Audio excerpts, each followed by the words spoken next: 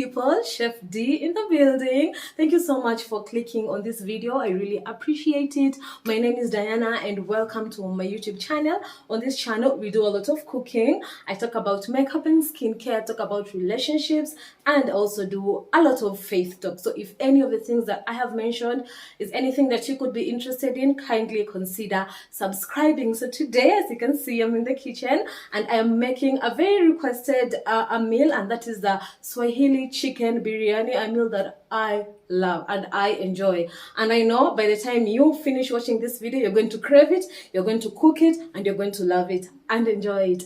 So I also have a Swahili beef biryani recipe on my Instagram. If you're not following me on Instagram, I'm going to just put my handle here and you can go and check on my highlights. I also do a lot of cooking there, so you can also consider following me on Instagram as well. So yeah, Swahili chicken biryani or biryani or any biryani might sound a bit complicated. But trust me, it's not. Someone told me I always say everything is easy to cook, but really it is. Like, I don't think cooking is rocket science. So yeah, let's go straight into the ingredients. So I have 3 large chopped onions.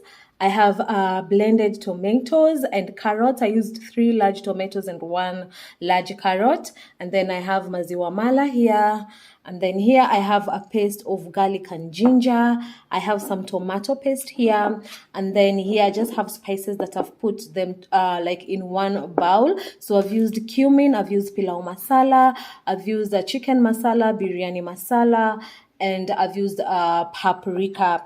You don't have to use all the ingredients that I've mentioned, but I would say the key ingredients would be the pilau masala, the cumin, the cardamom, the biryani masala, of course, and maybe the chicken masala, basically almost everything that I've mentioned. Okay, and also I'm going to use cumin just because this is a whole spice. That's why I've not mixed together with these grounded ones, but you can. And I'm also going to squeeze some lemon.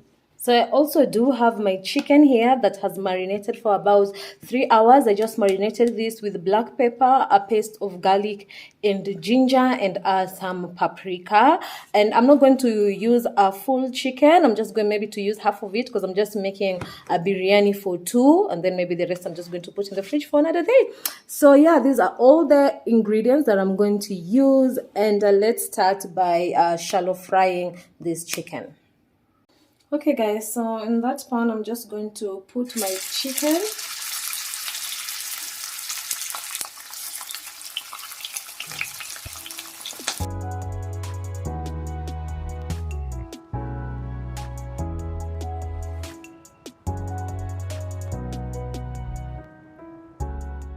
So I'm just going to cover this and let it cook for about 3 minutes on one side and 3 minutes on the other side.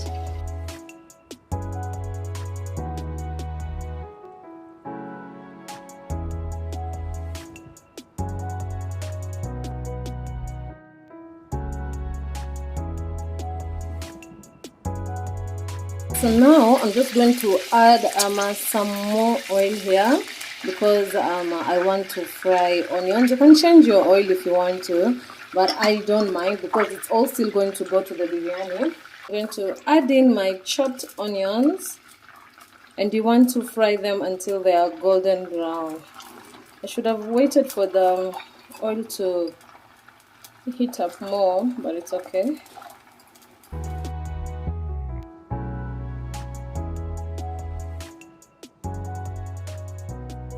So I'm just going to cover this just so that it cooks a little bit faster.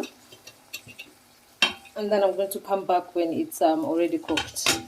Guys, I was watching something and my onions were almost burning. Like, ningechelewa 1 minute.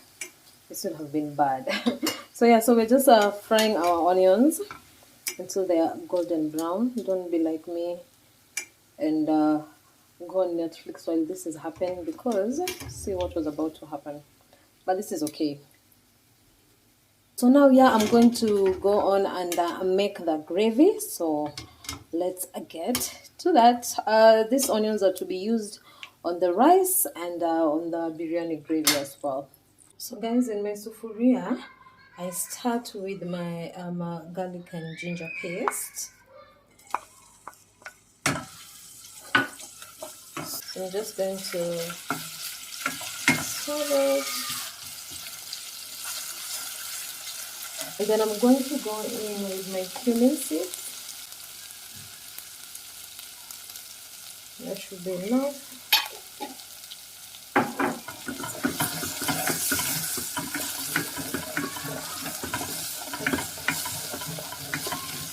This already smells so good.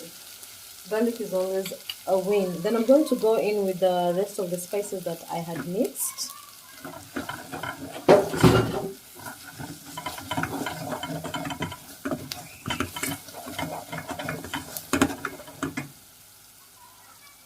And then next I'm going to go in with my tomato paste. Putting tomato paste like at this stage of cooking the biryani makes it more flavorful and also gives the dark color that biryani always has. They're spending my day with you, my life sunny and better.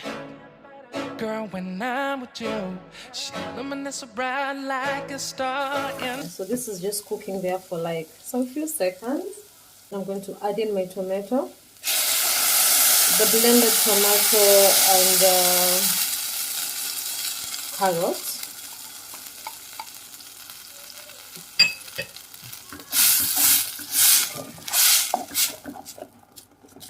This smells really good, guys. I think just the blend of spices and the garlic, it smells really, really good. And now I'm going to add in my mala. The kids are so noisy outside. I hope mnanisikia.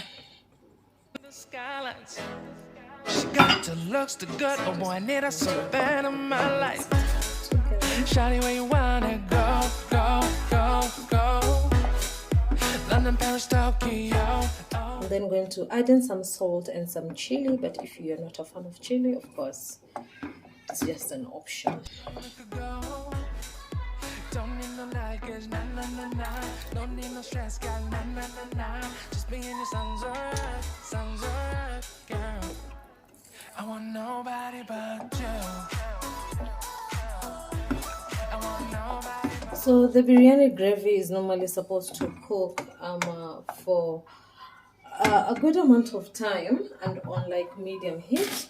So I'm just going to cover this and let it cook for maybe even 20 minutes on I'll be checking on it, so yeah, on a medium heat, because the mala needs to really cook and all the ingredients that have gone in there. So my biryani gravy is almost ready.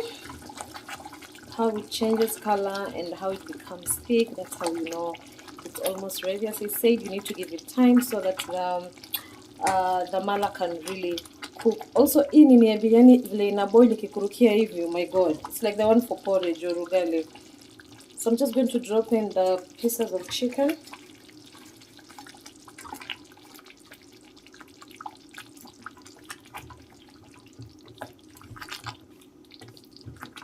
And then I'm going to squeeze in some lemon. Oops, I'm gonna see it's bad.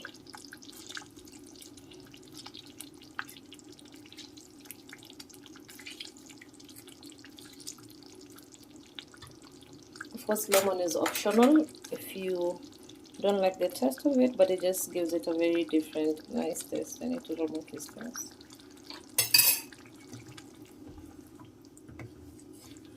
I'm just going to mix all that together. And then I'm going to take my fried onions that almost burnt. I'm just going to put it all over and mix again. So if you like to put potatoes on your chicken biryani, this is the point where you'd also add in the potatoes. That is, you should have fried them before this, like fried them separately, like how I fried the onions. So I'm going to let this cook again on low heat or like medium heat for probably 5 minutes, because it's basically almost ready or even ready. but I just want the chicken to take in all the flavor of the gravy and the onions and everything. So I'm just going to cover it and let it cook for another 5 minutes. Meanwhile, I am cooking my rice. Let's go to the rice. So I was cooking my rice. Of course, rice unapika tu how you normally make your rice. So you know that biryani rice is usually colored. So what I do, na make some nini hapa. When the rice is almost ready, iwe tu iko na maji kidogo sana ndani. So then I pour in a little bit of food color. I'm using the food color in what nini is this? In egg yellow, just the normal one you can find in any shop. And then I do that. Then I make another kahol, add some more, nafunika, and then I make another like kahol. I add in more food color, and then you do that. And then next, we have some more onions left. Then I make a bigger hole in the middle here, and just put the onions.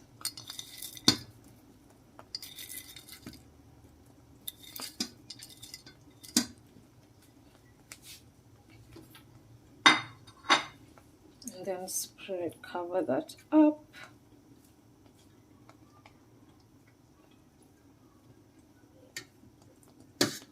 And now of course cover the rice and now let it dry kabisa. And then when it dries, now I'm going to mix it so that the color is spread throughout the rice. It's supposed to be like some ombre shade, orange and white. Some people like to put red though, or green, whatever makes you happy. My biryani is ready, guys. Imagine it is that easy and that simple.